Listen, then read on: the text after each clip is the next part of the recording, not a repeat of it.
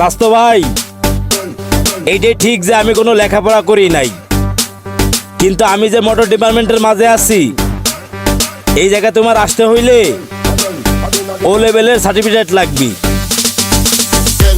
কাজ কখনো কাজকে কাজের মতো দেখো, তোমার যে জায়গায় দক্ষতা আছে সেই জায়গায় ঝাঁপাই। হইতে পারে সেটা ফ্রিল্যান্স, হইতে পারে সেটা আম বেচা, হইতে পারে জাম বেচা, হইতে পারে কর্পোরেট জব, হইতে পারে সরকারি জব। ভালো প্রিপারেশন, নিজেকে ওইভাবে দক্ষ করতে হবে। এছাড়া ওই দিন শেষে কাশেম কাকার মাই বউ নাই, টিয়া নাই, ফ্ল্যাট নাই, বাসা নাই, বাড়ি নাই, চাকরি নাই, ক্যারিয়ার নাই। ওই বউ কেমনে পরিশ্রম করবে না?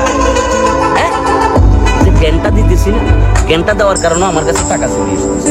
তোমার টাকার ব্যবস্থা তুমি করো, তোমার ধান্দার ব্যবস্থা তুমি করো। তোমাকে অমুকে করে দিব, তো অমুক ভাই আশা দিচ্ছে একটা চাকরি দিব না ভাই, এগুলো খায় না এখন মার্কেটে একটা জিনিসই খায়। দিন শেষে তোমার শক্তি তুমি, দিন শেষে তোমার এনার্জি তুমি, দিন শেষে তোমার পরিশ্রম তোমাকে করতে হবে। আর ওই সফলতার ভাগ বাকি মানুষরা আছে নিজে। বইটাই সিস্টেম, এভাবেই দুনিয়াটা চলতেছে। সুতরাং লাইফে যদি কিছু করতে চাও, নিজের কাজটা নিজে করো। কেমন? আর এই ফ্রি জ্ঞানটা ভালো লাগলে বাকি বন্ধু বান্ধবদের সাথে শেয়ার করো। বাকি বন্ধু বান্ধব যারা ডিপ্রেশনে আছে, কাতার তুলি বসি ইলন মাস্ক হওয়ার স্বপ্ন দেখতেছে, না ভাই এত সোজা না।